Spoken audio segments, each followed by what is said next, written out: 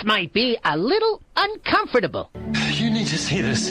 It's something that'll change the world and human life as we know it.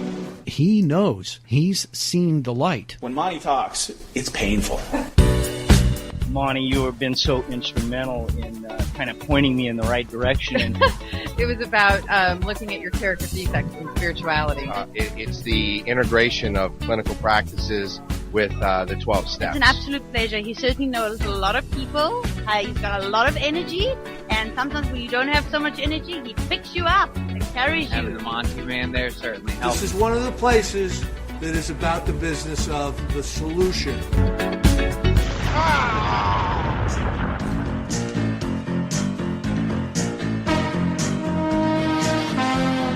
The views expressed on this special broadcast of the Take 12 radio show do not necessarily reflect those of KHLT Recovery Broadcasting or its affiliates.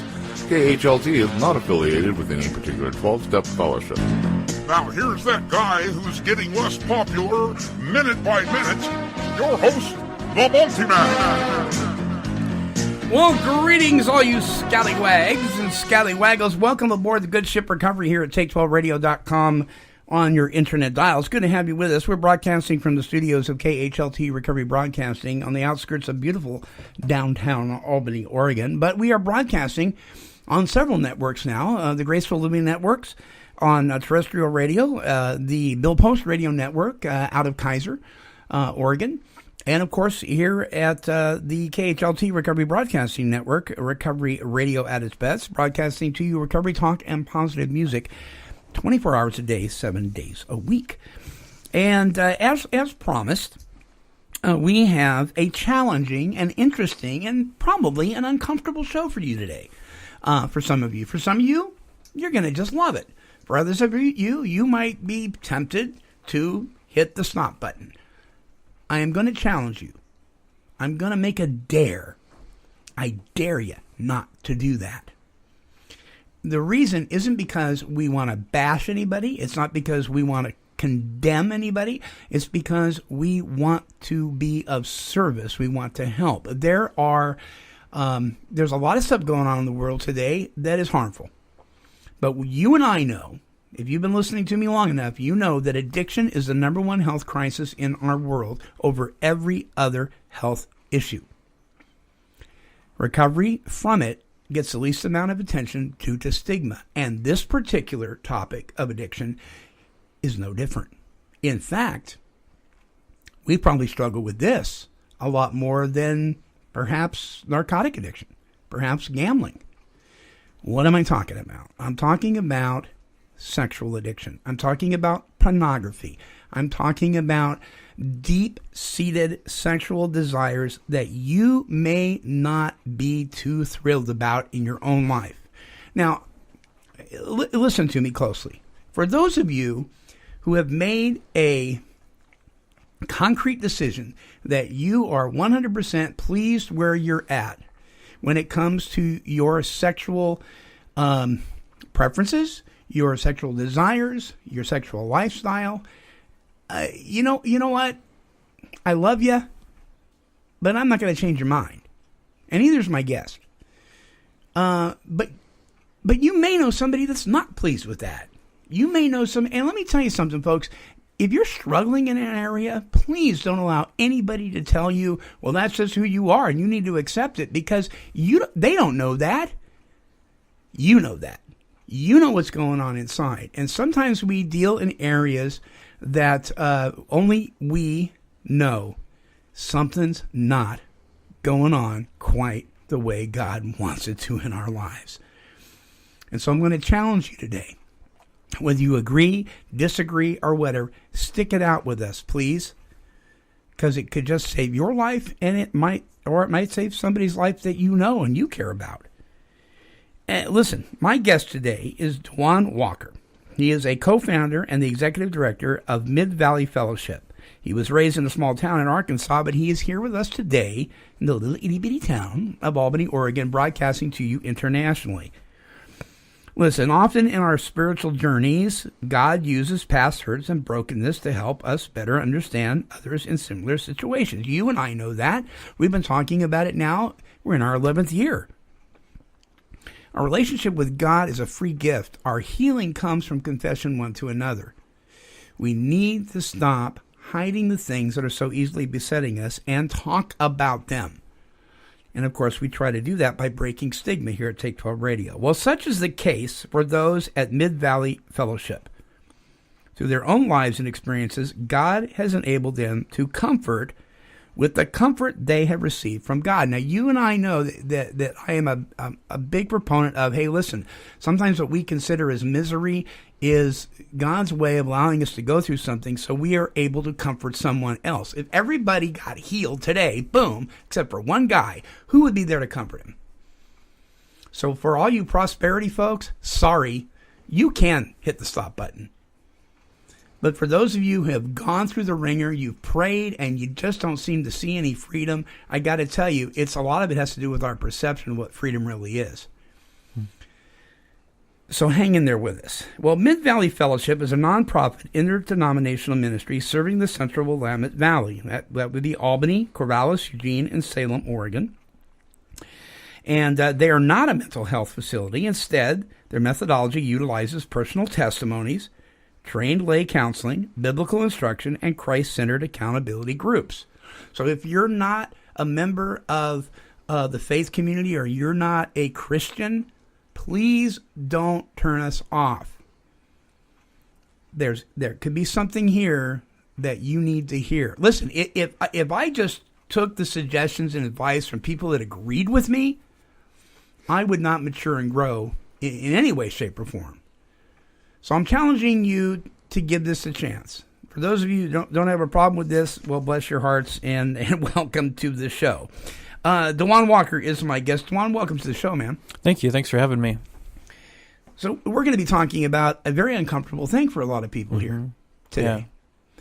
Yeah. Addiction has been described by some as, and let's just talk about the definition of alcoholism, for instance, an obsession of the mind, an allergy of the body. So if I drink, I have little or no control of how much or how often I drink, and when I'm sober, I can't stay that way. We could transfer that over into any life-controlling thing. Sure. Right. When I act out in this area, I have little or no control of how often I do or when I do. And when I'm not doing it, I can't stay not doing it. Addiction. Yeah. Okay, so, there are no normies. I hate that term. We use that in 12-step fellowships all the time. Well, there's us and then there's normies. Well, there are no normies. Everybody has something, right? Sure, you agree? Absolutely, yeah. Something where the tail is wagging the dog instead of the other way around? Yeah, for sure. I was saying that's a good illustration of that. This sense of kind of being out of control, or that you don't have control over something, is a good illustration. I mean, is a good idea. I mean, even with sexual addiction, that's definitely a huge piece of it. Right. And that's what we're going to talk about today. We're going to talk about sexual addiction, and I want to talk about, and boy, some of you are going to get real mad at me. That's okay. My email address is take12radio@comcast.net. Throw your slings and arrows. It's all right.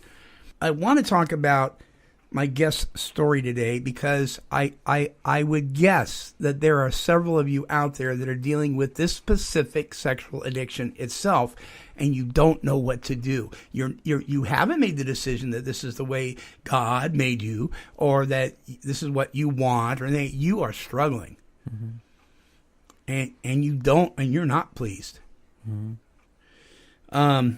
So, Duan, I'm going to let you just start and share your story with us. Sure, for this first part of the show before we take our first break. Okay.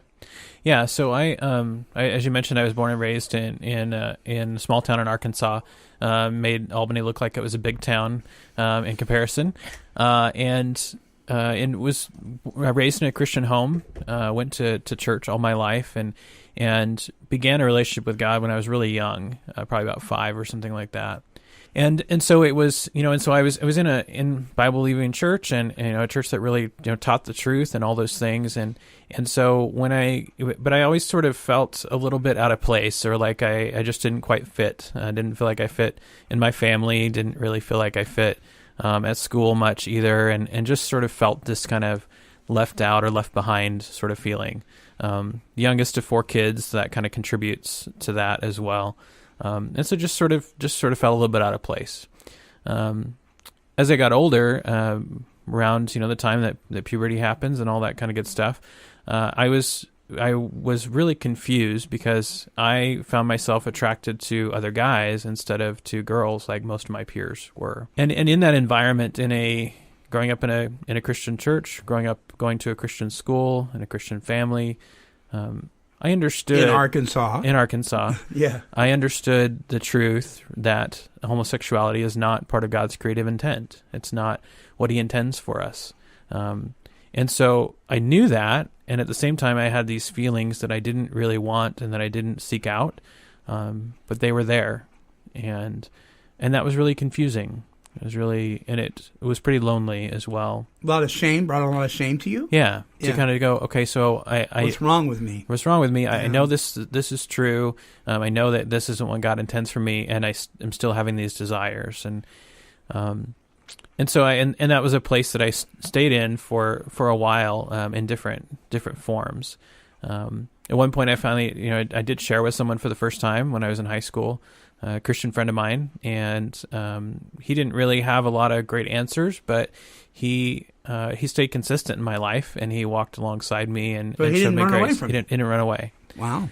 And that was huge because that was what I had believed would happen if I was open and honest with people. You bet. Because I thought, if I share this, people are going to run for the hills.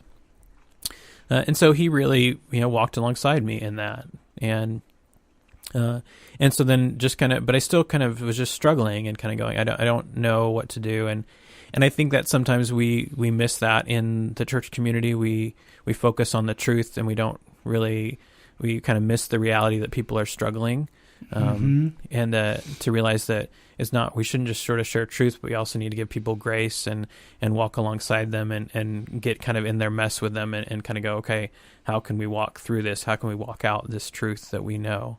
And so, and I didn't really know what to do with my struggle. Didn't really know how to go about it. And, I thought, well, if I am more consistent in my devotions, that will help. If I'm more consistent in prayer, that will help. If I'm already going to church regularly, but if I serve more, maybe that will help. Or trying all these different things that I sort of thought might kind of make it better. I had been a really good student growing up, and that was part of what had been my identity when I was in Arkansas. Okay. And then we moved. My family moved to Vancouver, Washington, around the same time that puberty happened, and that's a lot bigger town, a lot bigger area, and a lot bigger school, a lot bigger church. And so I wasn't the top student in the class anymore, and I wasn't the sort of the known person, and so there was a loss of identity in a lot of ways there. And so I thought, I could sort of navigate this struggle kind of the way I had navigated other things. Maybe I could just, learn my way out of it. I could sort of learn a lot of information, and that would somehow solve things. And it didn't. All that activity and all those sort of attempts to do the right thing and all that didn't just solve it on its own. And so just continued to struggle and it began to get more and more a grip on me. Right.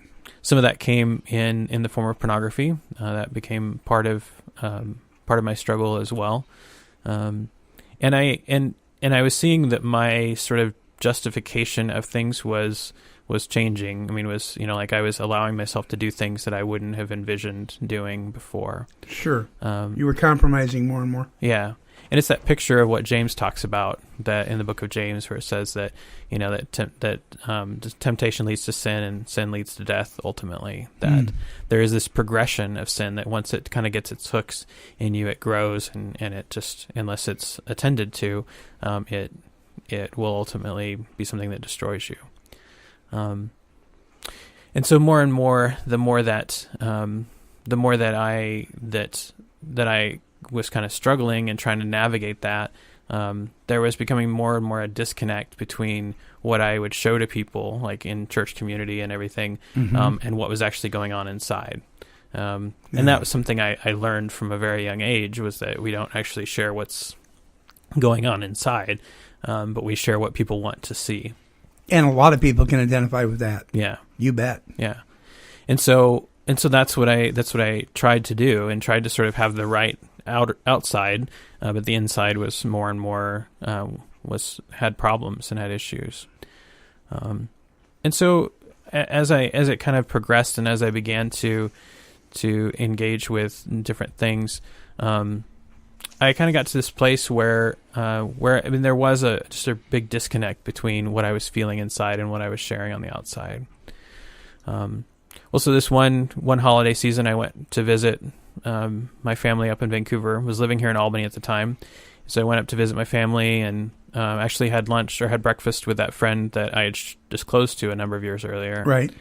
And I just had, it had just been a season of just really challenging stuff, and then my time that I was up there just sort of seemed like it was just challenging the whole visit. And so I was headed to this breakfast with him as the last thing before I headed home, and I thought, I just want this to sort of go well. I just want to sort of have a positive sort of experience from this whole visit. So we sat down at breakfast, and he asked me, he's like, well, "Hey, how are things going?" It had been, a couple months since we had talked, and I said, I'm like, "Things are great. Ministry's going well, and life in Albany is going well." And that's exactly it. I lied to him. Yeah, I've been there, brother. And there was something inside of me that kind of died at that moment, or at least took a deep hiatus. That this person that cared for me enough to hear my story, the first person I ever disclosed to, and that he had walked alongside me in that he'd been consistent, he had been gracious, that I had lied to him. And I left the conversation just at that same place and just felt, did not feel good. I just felt bad about myself and felt bad about the situation, and ultimately was focused on, I just want to go home. I want to escape from what I'm feeling. Yeah. And so I headed home to Albany and took that as an opportunity to escape in pornography and to just sort of get lost in it. Medicate. Yeah. Yeah, you bet. And it got me to this very dark place. And it was even probably emphasized more dark. It felt more dark because it was like a Saturday night, and I thought, well, on tomorrow morning it's at church. I need to sort of be, everything needs to be cool, and I need to have a good image that I put forth. And so it just sort of drove me into a deeper and darker place. Yeah. And for years I had believed, I had heard this a number of years earlier. I'd read this teen magazine where this teen had written a note into the editor, and it was a Christian magazine. And the teen had said, "Hey, I'm struggling with homosexuality. What should I do? How do I go about it?" And the editor, who I'm sure was very well intentioned, said, "That's kind of normal during puberty. Just ignore it, and it'll go away." And wow, which is not true. And so I held on to that for a number of years, just believing that it was going to go away. Just believing that at some point my struggle would sort of just disappear, and that I could continue on with life as I believed God desired for me and as I desired for myself. And so in the midst of that dark place that I got to that night, where I felt like it was just very dark, there was no light, it was a very depressing place, it was my rock bottom, God spoke into that and said, "Do you see that this isn't just going to go away on its own? Yeah. Do you realize you need to ask for help? You need to reach out for help." And I had heard about an organization that sort of helped people working through their struggle with homosexuality in the past, a few years earlier, and wasn't really at a place of honesty and openness to really addressing issues. And so it was at that time that I remembered about this organization and went and found their website and began reading some of the stories of people who had walked in freedom from their struggle with homosexuality. And it was amazing to me because I had read testimonies before, but I always sort of felt like they were these testimonies. It was like, well, I struggled with homosexuality, and but then God worked in my life, and now I'm married and have 6 children or something, and never struggled again. Right. And never really sort of explained what their process was like or what their journey was like. But these testimonies that I read, there were people who had struggled and who had experienced some freedom, and then had relapses or had fallen back in, but then had kind of worked through it, and how God had really worked in them, and that it was a process, and that that God was continuing to work in their lives. They weren't saying I'm perfect and everything's solved. They were just saying, God has continued to be faithful to me, and I'm very different than I was, and I will be different in the future than I am now. Right. And that was very hope-giving to me. So I began reading these testimonies and really connected with one that at the end of it said, Jason is now the director of Portland Fellowship. And I thought, well, that's interesting.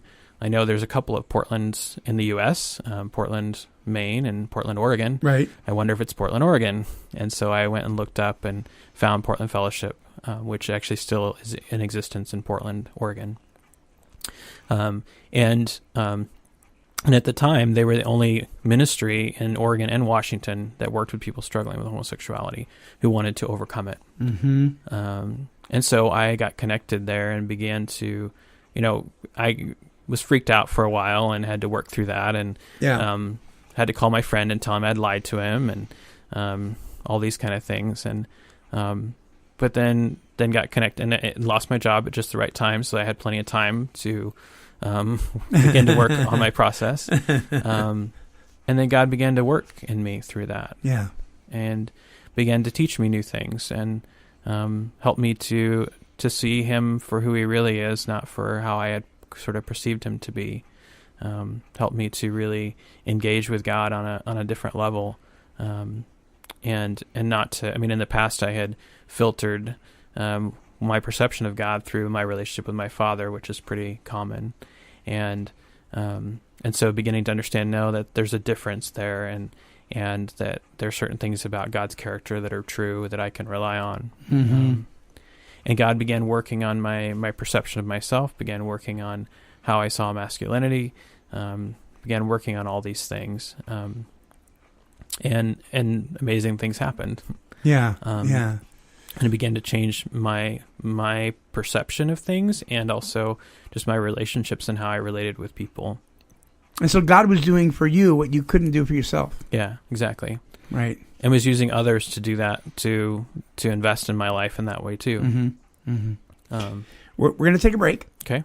And when we come back, let's talk about where God took you from there, because it just didn't stop with, well, now things are different and I'm just going to go on my merry way. God called you to something. Yeah. Sometimes that doesn't happen. Yeah. But it happened in your case, right? Yeah. And then let's also touch on some truths that a lot of people don't want to admit. And I'll give folks a little hint here. My sponsor in my 12-step fellowship that focuses on alcoholism said to me one time, says, when you talk to me or whoever you talk to about your struggles, you need to understand that it's okay to be able to say, it's one thing to tell you that I did this. It's another thing to tell you that I still may struggle. Are you going to be okay with me if I tell you that? And he says, you need to know that there are people that are okay with that. Because until we go home to meet him in the air, we are not delivered from this shell. Absolutely. Yeah. And I don't care what the package comes in, whether it's sexual addiction or alcoholism or gambling or whatever, it's still, there's a God-shaped hole that can only be filled by God, right? Absolutely. Right. Okay, folks, don't go away. More with my guest, Duan Walker, when we come back. Free by the Sea is a drug and alcohol recovery center located in beautiful Ocean Park, Washington. This facility is amazingly gorgeous, but what's even more impressive is the integrity of the staff and the treatment provided for those wishing to recover from drug and alcohol addiction. The folks at Free by the Sea have a passion for presenting the solution to addiction for you and your loved one. To speak with an admission specialist, call toll-free 800-272 800-272-9199. That's 800-272-9199. In the time it takes to pour your morning coffee, a child is abused. In the time it takes for you to tie your shoes, a child is intentionally injured. In the time it takes to lock your door, a child is neglected. In the time it takes for you to turn on the evening news, a child is forgotten. And in the time it takes for you to get from morning coffee to evening news, 4 of those children have died. Don't wait. Take action. If you know of or even suspect child abuse, please call 1-800-422-4453. That's 1-800-4-A-CHILD. Or go to www.childhelp.org. Counselors are available 24/7. All calls are confidential. Bring hope. Bring an end to child abuse. This message brought to you by the Foundation for the Prevention and Treatment of Child Abuse. He's a little crazy, but then again, you already knew that. I got in like 3 fights when I was in grade school. All 3 of them were with the bully. You know, we all know who they are. They're always a little bit bigger, they kind of smelly, and we duke it out. And after he beat the snot out of me, I'd say, "You come back tomorrow and I'll give you more of that." It's the Bill Post Radio Show. Bill Post Radio Show. Weekdays at noon. Don't give up on me. I'm gonna make it. Don't give up on me. God isn't done with me yet. I don't know about you, but we got a ways to go with this thing. Hey, listen, we're in this thing together. We're in the boat together, you guys. We need to be there for each other. That's an old Amy Grant song. And one of these days I'll play the whole song for you. I just love it. I love the trumpets and everything in the background. All right. This portion of the show is brought to you by Broad Highway Recovery. And let me ask you a question, you guys. Do you have a loved one that is suffering from a drug or alcohol addiction and is unable or unwilling to seek help on their own? If you've tried unsuccessfully on your own to get that individual the help they desperately need, then an intervention may be the only chance you have of saving that person's life. Well, Broad Highway interventionists help the family and the addict through the entire recovery process. The actual event where we address the addict face-to-face as a group is only one part of the intervention.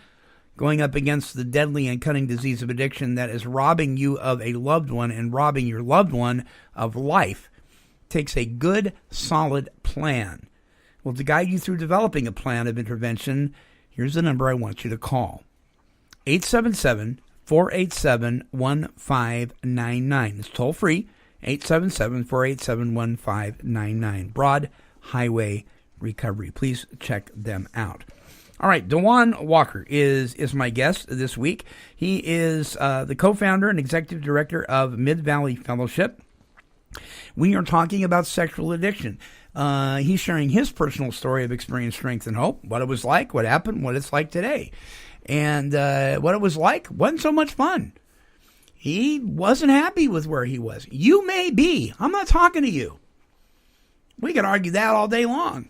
I could do that. You know me well enough. Mm-hmm. I'm talking to those of you who are struggling and are just not at peace with what you're doing, whether it's unwanted homosexual desires, whether it's adultery, whether it's pornography, heterosexual pornography. I don't care what it is. If that tail is wagging you, you are in trouble. You're in deep weeds, and you need to know there's help out there for you. Mm-hmm. And Duan is with me in the studio. MidValleyFellowship.org is the website. Okay, Duan. So God's helping you through this stuff. Mm-hmm. He's working on you, and there's been some people speaking to your life that aren't condemning you. Yeah. Right? Yeah. How important is that? It's huge. I mean, and also I think it was significant for me to meet some people who had gone through the same struggle and were walking in freedom. And as you mentioned before the break, I mean, we talk about, what is one of our lessons in our support programs is called "What Does Healing Look Like?" And realizing that healing is an ongoing, dynamic process. It's not a static, sort of close-ended definition. You don't sort of get to a point and say, "Okay, I'm done," and God has done everything He needs to do in my life, and I'm, done. But instead, God continues to do work in my life and in everyone's lives who's willing and open to that. And so it's significant to see people who were farther down the track and farther down the path in that, and had really seen how God had worked in their lives, and Right. we're sharing that with others, and so that was huge. A place that I could be open and honest and could share everything that was going on inside of me, and that would feel accepted and experience grace. Right. And at the same time, not compromising the truth of what God says. Yeah. Because I think that's sometimes that's kind of the rub, as it were, that we sometimes want to extend grace to people, and so in the process we sort of set aside the truth of Scripture and set aside what's true. We compromise. Yeah, because we want to extend grace, which is a valuable desire, because we do need to extend grace, and we can't compromise the truth in that. You know, my pastor, Pastor Kelly DeFore, out at Oak Creek, he says it so well. God is 100% about truth, and He's 100% about grace. He doesn't have a problem with the mess in the middle, but we certainly do. Yeah. We either compromise in one or the other, or we get too dogmatic, or we're not graceful enough, right? I mean, and we just get all messy. Yeah. But He doesn't have a problem with that. Yeah, for sure. And I'm so glad, because I just mess that up all over the place. There are people listening right now that are living in a gay lifestyle. They're friends of mine, and they think I'm nuts right now. And that's okay. I'm not talking to them. I'm talking about people that we could talk about that at some point, but I don't want to go there. I'm talking about people that are hurting, and they don't want to be where they're at. Yeah, absolutely. Yeah. Okay. How did you get into this ministry? Well, so, I mean, to Portland Fellowship, I went there for counseling, and then got involved in their support groups, which was, their support groups last about 2 years, which ours do as well. And in that, you're digging into kind of underlying issues and what's really going on in you. And it was significant, that piece of me being able to be completely honest and feeling acceptance in that, because that was different than the paradigm I had been living under. The paradigm I'd been living under was put forth the image that everybody wants to see, and then you will be accepted because of that, when in reality, people are accepting the image, not you. Right. And so being in that place, in that place where I could be completely honest and open, and could be challenged and encouraged and all those things. Well, so really even before I had begun my process, when I was sort of in the early stages of it, I had really felt like, I'd really had this sense that God was calling me into something different. I was working in the corporate world, doing tech support, and had done that, and did well at that. And I also felt like God was kind of calling me out of that. I didn't know what to, but I felt like He was calling me out of it. And I had a resistance to that I had a resistance to the idea, period, not even having a sense that God was calling me to it. But I just felt like, okay, I struggle with homosexuality, and for some reason that is, in my mind, was worse than everything else. And so I had this sense that God I couldn't be in full-time ministry because of that, and that somehow disqualified me. Oh, yeah, you shouldn't struggle anymore with whatever it is for you to be in ministry, right? Isn't that the idea? Yeah. That's a lie. Yeah, exactly. Yeah. and I had this belief too that leadership wasn't something that God had gifted me with, that it wasn't part of how He'd gifted me. And so it was kind of in this space where I was becoming more open to listening to God and being more open to His direction, and felt like He just said, I want you to be in ministry, kind of very vaguely, not anything specific. And so I said, okay, I don't know what that means. And so I went through my process and began, really digging in deep, and not in a sense that everything was solved in that time, but that was some of the most intense part of my process, really. Wow. And so kind of walked through that, and as I got towards the end of that support program, began kind of asking, what now? Because was incredibly transformational for me. Transformed my relationships, the way I interacted with people, transformed how I saw myself, and even my understanding of how God had gifted me. And so there was a lot that had really been kind of turned on its end, which I guess I'll just plug this in here at the moment. I find that that's something that sometimes when people are engaging with their struggle and trying to work through issues, that they don't completely realize at times is that this isn't something that we don't sort of learn new patterns to do for a little while and then go back to the old patterns, but we have to learn new ways of thinking and new ways of interacting in the world for, in perpetuity. Absolutely. We have to get rid of our old way of thinking. Right. You have to be transformed. Yeah, you bet. And so, it was really kind of just going, okay, God, what now? I mean, like, what do you want with this? And Portland Fellowship offers an internship program that it's changed a little bit now, but at the time it was really focused on people who wanted to go into ministry. And so I thought, well, this is a ministry that I know and trust, and so I'll do this and just kind of see what God does with that. And going into it, there wasn't much that I was clear on, but there was one thing that I was quite certain of. And that was that God did not want me to start a ministry after the internship.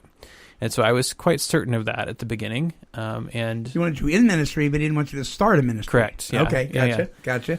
So, so this played out in some interesting ways. And there's lots of stories that go along with that. But basically, essentially everyone around me saw sort of a calling to ministry and a leadership ability to start a ministry that I didn't see and that I was very resistant to. I may throw this story in here. We'll see if it works. But so I had a mentor that I would meet with every week as part of the internship program, and in order to do the internship program, I quit my job, which was a good job, sold my house, which was a house. Are you crazy? And I moved to Portland. Moved to Portland and moved into this because they provide a space for you to live during the internship and all that. And so I wasn't working, quote unquote, at the time. I was doing the internship and just really immersing myself in the ministry. And so my mentor came to me one day and he's like, and he was kind of in his early 60s, but had a lot of health problems and just physical problems. And he was working playing organ and piano at a church that didn't have someone there who could do it, and so he was kind of hired on to do that. And physically, it was becoming a problem, and also just hearing wise, he was struggling with his hearing, and so it just wasn't working out well. And so he came to me and he said, "Hey, I talked to the pastor that I work for, and I asked him if he would be interested in having someone come and kind of maybe come up with a technological solution that they could use to kind of work, to lead worship until they find someone else. Because basically, I went out of this job, and he said, "You're a technology person, and so maybe you could help, to help show them some things." And I said, "Okay, sure. That sounds like, give me something to do, basically." Right. So we go and we meet with the pastor, and I start asking him lots of questions about, okay, so where do you envision your church going in the future? And where do you envision worship ministry going in your church? And what are you kind of wanting to do? And, all these kinds of things. And I explained to him, I said, the reason why I'm asking is because I could sort of spec all this stuff for you, and have a great system and stuff. But if it's not consistent with where you're going, then it will just end up being a waste of money. And so I just really, need to know kind of where you're going. Yeah. And so, and he had a really hard time articulating that. And the ins and outs of why and all that are not that important. But what I ended up happening was I kept kind of asking him questions and drawing out and really digging for what was it that he sort of saw God calling him to. About halfway through the conversation, and my mentor, who is this guy doesn't know me, so my mentor knows him, but he doesn't know me. And so my mentor is sitting off to the side, as he tended to do at times, and he had a little notebook, and he was writing notes, but he wasn't saying anything.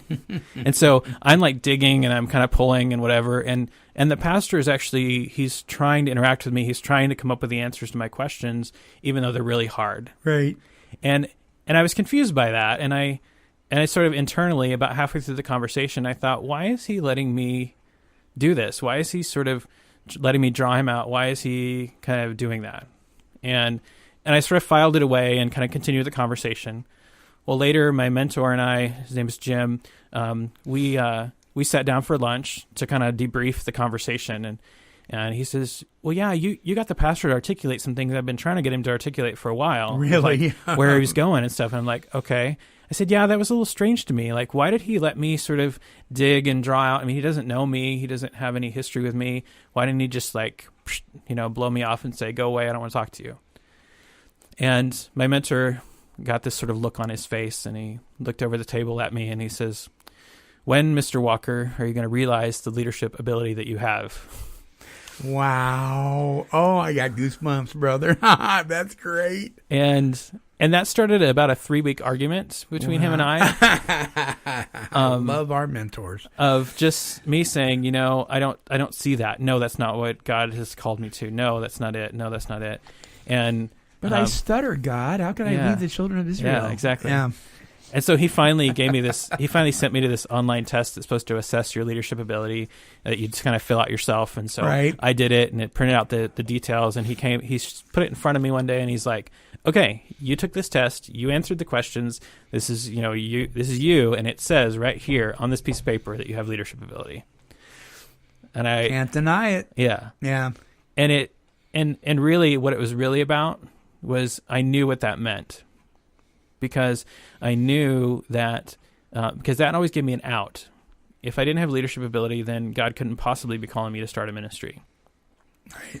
And so that was my out. So if that wasn't there, then that might mean that God actually was calling me to start a ministry.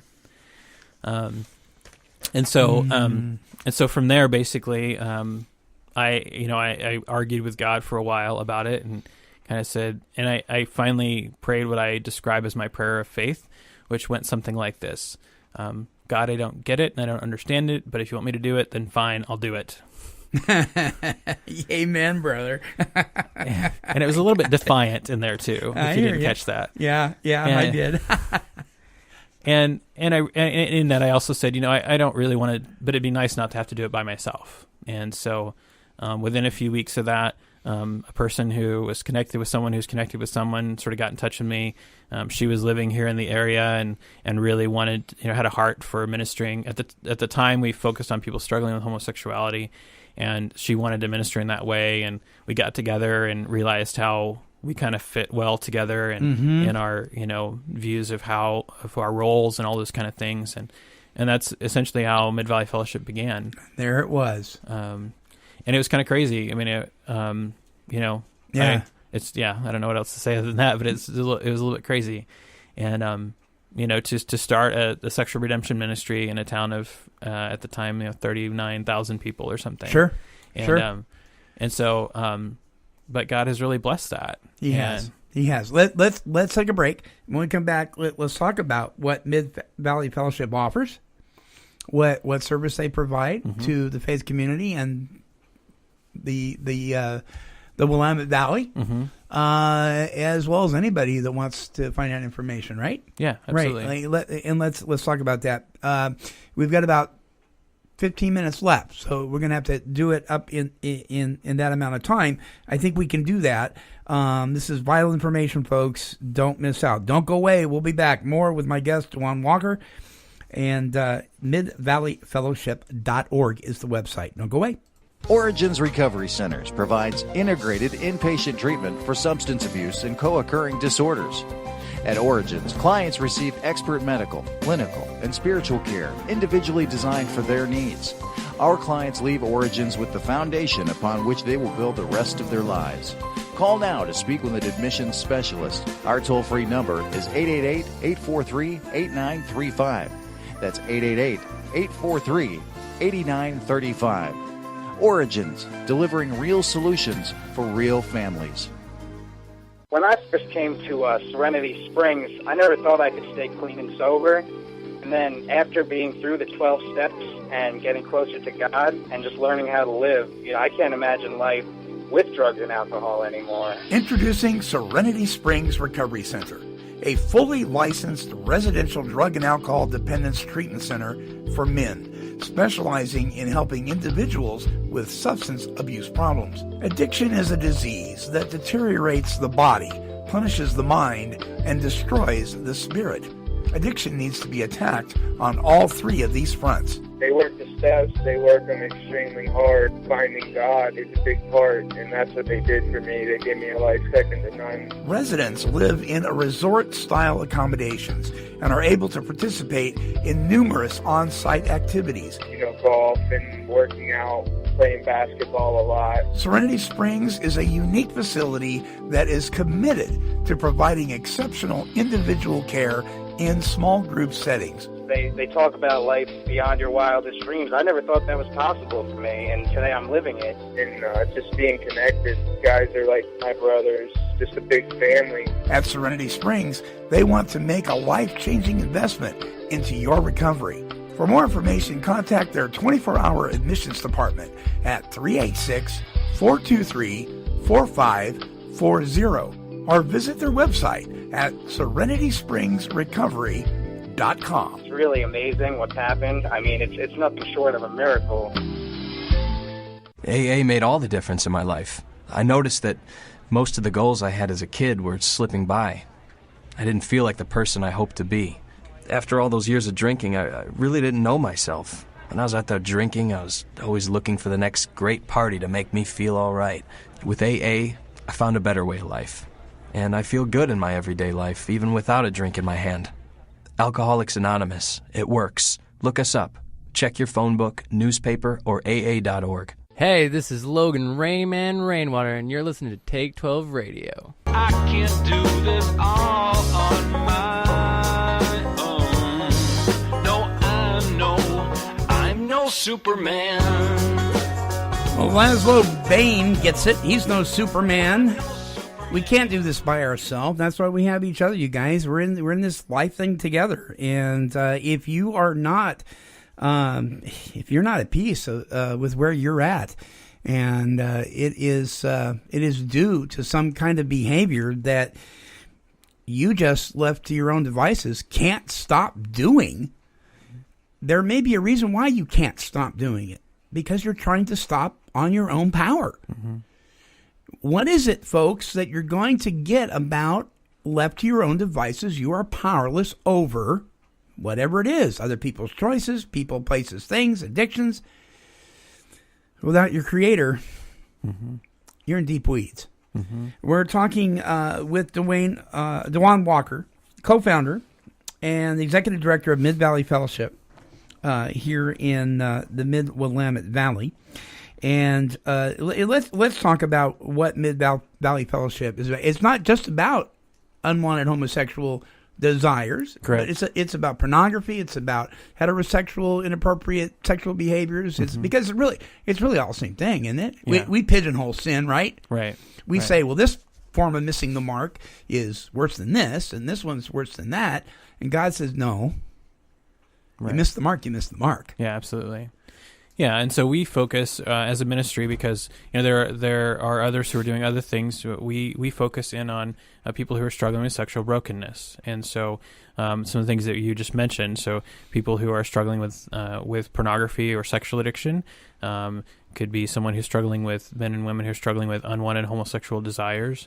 Also spouses who have a husband or wife who's struggling with one of those issues, because there's a lot of challenges with that too. If you're a spouse and your husband or wife is struggling with one of these issues, that affects the relationship a lot. Sure. So we offer support there, and then also for survivors of sexual abuse, which ties in with these things as well. You bet. And so we offer support in all those areas. We do individual counseling, and we also do support groups. And so some people will do just individual work, some will do support groups, some will do both. Just depends on the person and kind of what they're looking for and where they're at. And so that's the support that we offer. And you're not. Let me make something clear to some of my friends out there.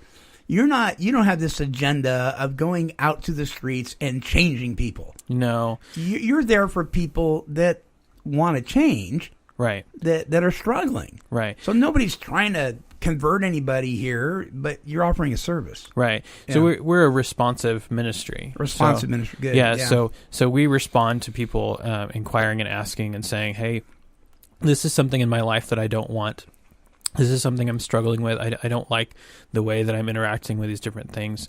And so will you help me? That's our focus. Mm-hmm. If someone is like, as it relates to homosexuality or even pornography, if someone says, hey, I'm happy with where I'm at and I feel fine about it, great. Go, as it relates to homosexuality, live that life if that's what you feel like you want to do. I'm here for people who say that's not what I want for my life.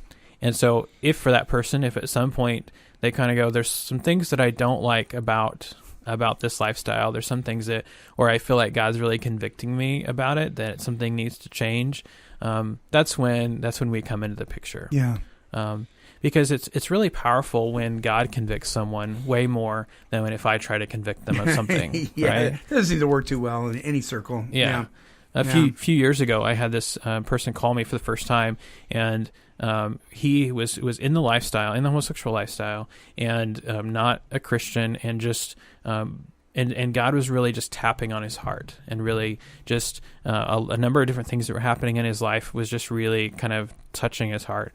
And so he called me at a point where he was just kind of in crisis, because he said, I feel like God doesn't want this for my life, and I feel like he's calling out to me, but I've done so many things and I've been engaged in so many things, and so we set up a time to talk, an appointment, and between the phone call and the appointment, he had an encounter with God where he became a Christian, and on just him and God. It wasn't me involved in that, right? And then came and said, I know that God doesn't want me to be gay, and so will you help me kind of figure out how to navigate that? And so had the privilege of walking with him through that process, and that's the way I believe it should work. It's not that we need to go and convince people, but simply that God will do that work, and we walk alongside the person once they decide that's what they want.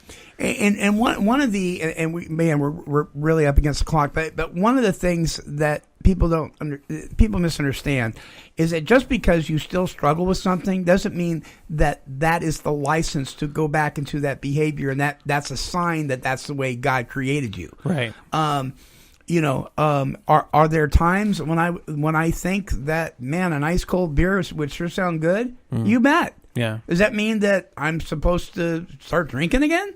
No. Yeah. That's not a sign. That just means that I'm not perfect yet. Mm-hmm. Yeah. So whatever it is, just because you still struggle with it, and you, for instance, you even say in your story on the website that there are times when you still struggle, but your whole approach and the way your heart is around the issue, that's what's different now than before. Yeah, whereas before my struggle controlled my life and was everything was filtered through it. And that's the only way I could see the world was kind of through that struggle. And that's not the case anymore. It's more, rather than being something that's in front of my face and that impacts the way I see everything, that's like a filter that used to be the way it was. Mm-hmm. Now it's something more that's sort of off to the side that there are times that I'm tempted and I do struggle.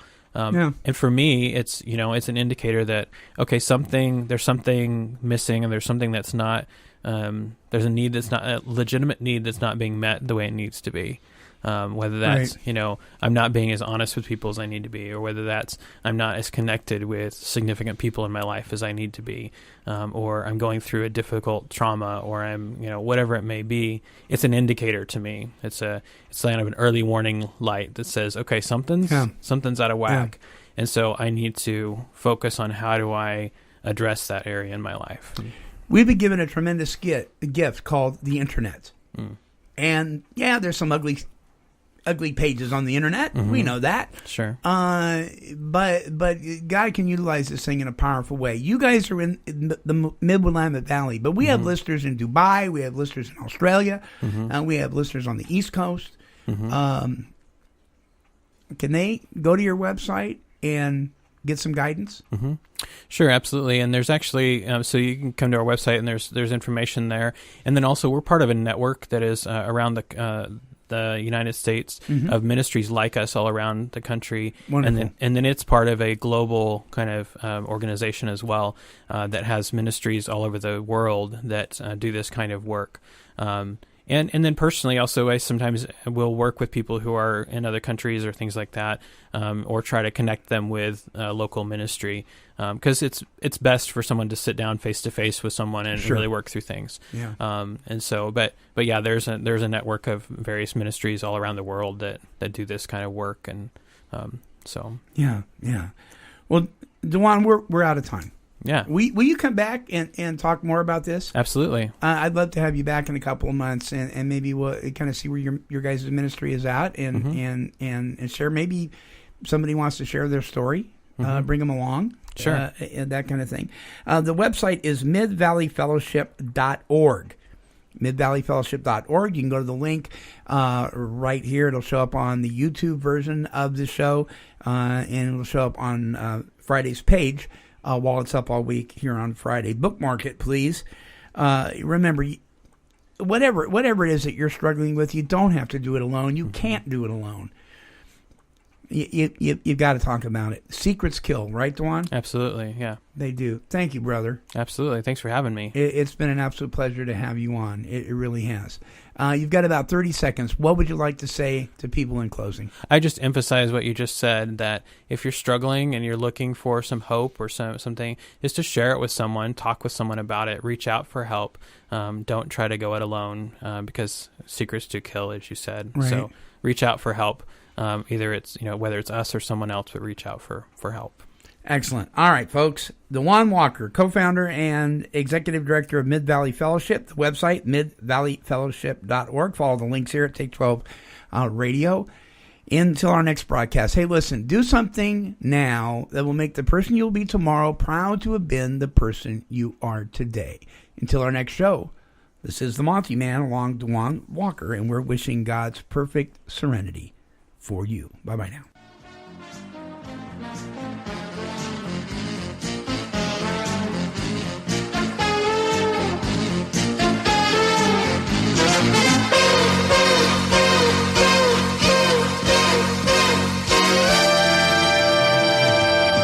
This has been a broadcast of KHLT Recovery Broadcasting.